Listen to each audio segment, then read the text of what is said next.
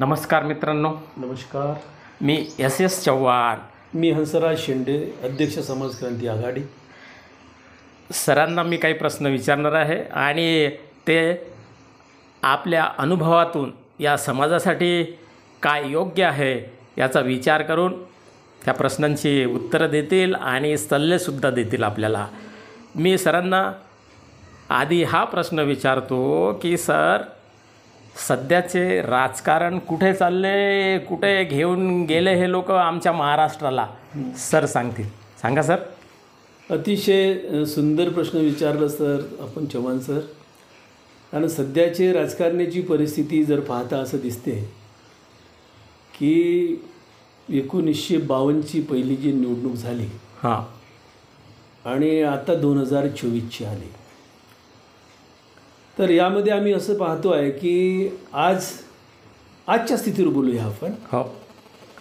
की मागील 2 महिन्यापासून असलेले इथले भांडवलदार, हां इथे असलेले प्रस्थापित वर्ग तो खेड्यापाड्याने जातो आहे आणि आपल्या प्रचाराची त्यांनी दिशा ठरवली. हो. आणि अनेक ठिकाणाहून अशा माहिती येत आहेत, अनेक असे कार्यक्रम आता मोठे मोठे लागलेले आहेत की कोणाला मशिनी वाटल्या चालल्या, ज्या गावात पाहिजे ते काय पाहिजे तुम्हाला तुम्ही सांगा, आम्ही तुम्हाला द्यायला तयार आहोत. याचा अर्थ असा दिसतो आहे की हे जे सगळे जे राजकारणी जे लोक आहेत सध्याचे, यांच्याकडे असलेला जो भांडवल आहे, याच्याकडे असलेला जो पैसा आहे, तो हे लोक त्या गावागावामध्ये जाऊन आपापल्या मतदारसंघामध्ये जाऊन हे त्याचं वाटप करते. अच्छा. म्हणजेच पर्यायाने त्यांना ते आमिष देत आहे. हां.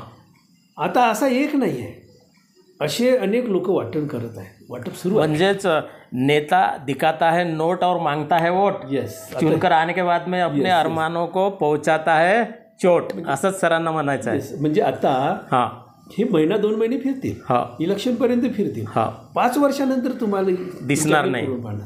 आता त्यांची लागवड सुरू आहे. अच्छा. जसा शेतकरी हां आपल्या शेतामध्ये चांगलं व्हेरायटीज लावतो, खतपाणी देतो, फवारणी देतो, त्याचं कारण असं आहे की त्याला असं वाटते की चांगल्या व्हेरायटीनी, फवारणीनी, मशागतीनी मला चांगलं उत्पादन वाढेल, मिळेल. हे सुद्धा जे भांडवलदार लोक आहेत, हे सुद्धा आता त्यांची याच प्रकारे त्यांची मशागत सुरू आहे. जर तो आपल्या पद्धतीने 2 करोड 4 करोड 5 करोड जो खर्च करत असतो, तर निश्चितच तो निवडून आल्यानंतर त्याचा ॲव्हरेज जास्ती घेणारच आहे. म्हणजेच तुम्ही जर समजा 10 करोड जर आज खर्च केला तुम्ही तुमच्या मतदारसंघात, तर त्याचे 100 करोड काही त्याच्या पटीत किती जास्ती येईल हा तो विचारच करणार आहे. अशी विनाकारण धंदा करणार नाही. राजकारण हा धंदा झालेला आहे. त्याहीपेक्षा आणखी असं मी म्हणतो की या देशामध्ये लोकशाहीचा जर खून कोणी करत असेल ते जनता करत आहे. जनता करत आहे, नेते करत नाही. अच्छा. इथले भांडवलदार करत नाही. बरोबर. कारण आम्ही जर त्यांच्याकडून स्वीकारलंच नाही, जर स्वीकारलंच नाही तर त्यांची काही हिंमत होणार नाही, जबरदस्तीने देऊ नाही शकत, बिलकुलच होणार नाही. आणि याच्यात आणखी असं दिसते की इथला जो बाबासाहेबांना जे अपेक्षित होतं लोकशाही, ही लोकशाही आता बाजूला झाली आणि त्या ठिकाणी घराणेशाहीने आणि भांडवलशाही घेतली. अच्छा अच्छा, बरोबर आहे. आपण जर समजा आपल्या वाशिम जिल्ह्यापुरतं जर मर्यादित पाहिलं तर आम्हाला असं दिसते की प्रत्येक घरातलं समोर आलेलं आहे. आपण असं सुभाष ठाकरेच्या घरचे चंद्रकांत ठाकरे आले, डहाकेच्या घरचे त्या सईताई समोर आल्या, धाबेकरांचं जर पाहिलं तर त्यांचे सुनीलजी धाबेकर आले, पाटणे आपले पाटील पाटणे तर त्याचे स्नेह आले. आपण त्या अनंतरावकडे जर पाहिलं तर त्यांचा नकुल आला, पुंडलिकराव गवडींची पाहिलं तर भावना गवडी आल्या. अच्छा. तिकडे जर झनक पाहिलं तर आपला आम्ही झनक आला. म्हणजे काय झालं की एका घराण्याने ते नुसतं त्यांनी तो राजसत्ताच उपभोगाची सामंतशाही एक प्रकार आहे ना. बरोबर. आणि इथले जे गरीब लोक आहेत, जे जनता आहे, यांनी फक्त शिक्केच मारायचे. म्हणजे असं झालं की ते सत्ताधारी त्यांनीच व्हावं आणि इथे फक्त जनतेने शिक्केमारी व्हावं, फक्त शिक्के मारावं. म्हणजे खऱ्या अर्थाने या देशामध्ये घराणेशाहीला प्रोत्साहन कोण देत आहे? जनता देत आहे. जनता, सामान्य माणूस, तुमच्यातला तुमचं सुख दुःख, तुमचा विकासाचा विचार करणारा, तुमचे भावना, तुमचे प्रश्न, तुमच्या योजना तुमच्यापर्यंत पोहोचणारा माणूस जोपर्यंत तुम्ही निवडून देत नाही तोपर्यंत तुमचा विकास होणारच नाही. हे काय करणार आहेत की या 5ही वर्षामध्ये निवडून आल्यानंतर त्याची लागत लावलेली आहे ते काढून घेतील आणि तुम्हाला पुन्हा अशीच 5ही वर्षी फिरवत राहतील.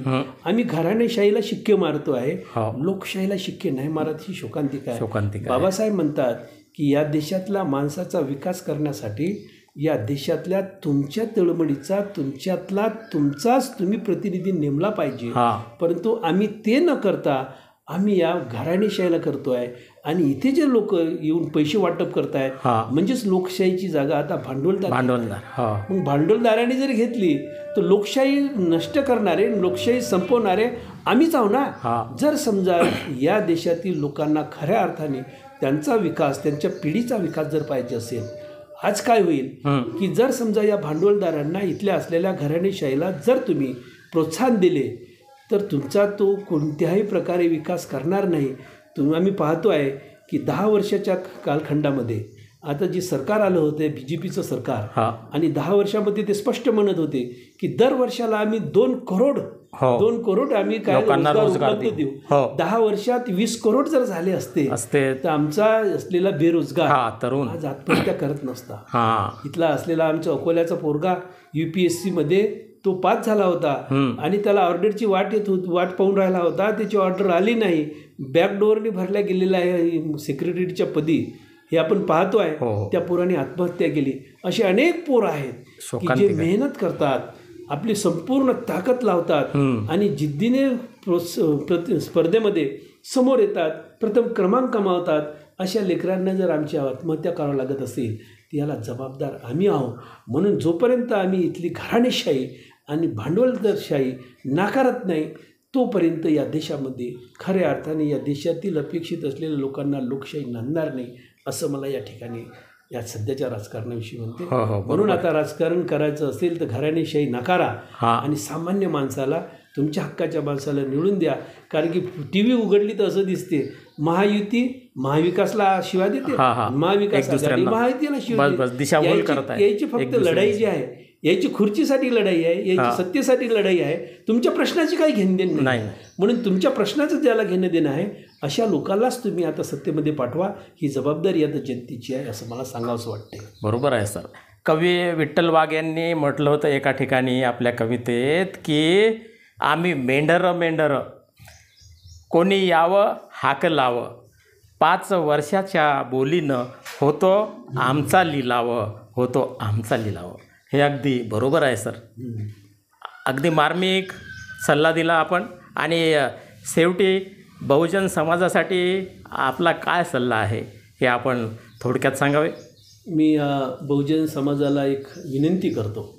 सल्ला देण्याइतपत मी नाही आहे, परंतु मी एक विनंती करतो की उद्याची पिढी तुम्हाला माफ करणार नाही. जर संविधान जे आहे, संविधानाचे हक्क जे तुम्हाला मिळालेले आहेत आणि तुमचा जो सर्वांगीण विकास आज होत आहे, आज जो मान सन्मान आणि आत्मसन्मान तुमचा जो वाढलेला आहे ते या संविधानामुळे वाढलेला आहे.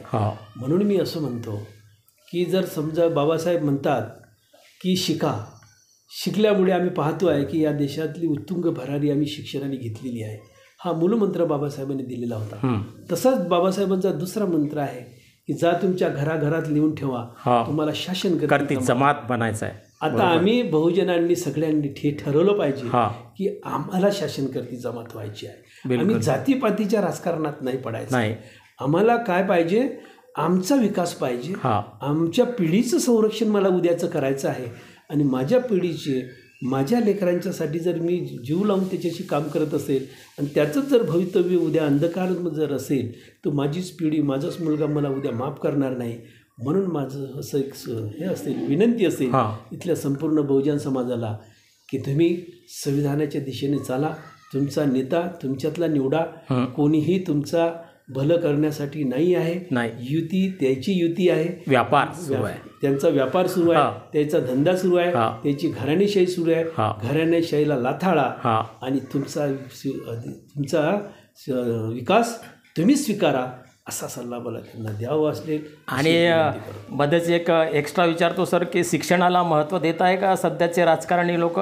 शिक्षणाला जर त्यांनी महत्त्व दिलं असतं तर महाराष्ट्रामध्ये जे बंद होऊ घातलेल्या जे 65,000 जे शाळा आहेत हेच तर त्यांना बंद करायचं आहे. आणि म्हणजेच काय आहे की हा जो विकास त्यांना कळून चुकलं इथल्या लोकांना की हा या समाजाचा जो विकास झालेला आहे तो शिक्षणाने झालेला आहे. बाबासाहेब म्हणतात की शिक्षण ही वाघिणीचं दूध आहे. जो प्राशन करेल तो गुरगुरल्याशिवाय राहणार नाही. माणूस जो बोलतो तर त्याच्या ज्ञानात भर पडल्यामुळे त्याच्या वाचनाने त्याच्या आकलनाने तो बोलायला शिकतो, तो प्रश्न विचारायला शिकतो. इथल्या राजकारण्यांना तुम्ही त्याला प्रतिप्रश्न करू नका, त्याला प्रश्न विचारू नका. त्यांनी जसं म्हणलं तसंच वागा, आम्ही म्हणतो तेच बरोबर आहे. हे जर तुम्हाला मान्य असेल तरच ते तुम्हाला हात धरतात, नाहीतर त्यांना तुमच्या शिक्षणाचा काही घेणं देणं नाही. त्यांचा फक्त धंदा आहे, तो धंदा चालवणे त्यांचं काम आहे. आम्हाला आमचा धंदा नाही आहे, आम्हाला जनतेचा विकास करायचा आहे, आमच्या जनतेची सेवा करायची आहे आणि हा देश विकासाकडे न्यायचा आहे. हाच संदेश इथल्या बहुजन समाजाने घ्यावा असं मला वाटतं. फार फार अमूल्य विचार आपण सांगितले जनतेला सर, कारण की सरांचा अनुभवसुद्धा फारच दांडगा आहे. सरांनी आपल्या अनुभवातून आपल्या जीवनपथामधून एक एक ज्ञानपुंज जमा केले आणि आपल्यासमोर प्रस्तुत करण्याचा प्रयत्न केला है. जो सच बोलता है दोस्तों, कुछ समय के लिए वो हमें कड़वा लग सकता है, लेकिन वो हमारे फायदे की बात रहती है. म्हणून आपण सगळ्यांनी काहीतरी विचार करायला पाहिजे. आता विचार नाही केला तर वेळ मिळणार नाही. म्हणूनच म्हटलेलं आहे की अभी नहीं तो कभी भी नहीं. घराणेशाही, कारखानेशाही, संपत्तीशाही ही आपल्याला विकत घेण्याच्या मागे लागलेली आहे. आपली दिशाभूल करत आहे, समाजाला मागे ढकलण्याचा प्रयत्न करत आहे. हेच सरांनी आपल्या कथनामधून, मार्गदर्शनामधून आणि सल्ल्यामधून सांगितलेलं आहे दोस्तो मित्रांनो. म्हणून हा व्हिडिओ तुम्हाला जर आवडला तर लाईक करा, शेअर करा आणि या चॅनलला सबस्क्राईब करा. आज बस एवढंच. आपल्या सर्वांतर्फे मी सरांचे हार्दिक आभार व्यक्त करतो. नमस्कार सर. नमस्कार, धन्यवाद.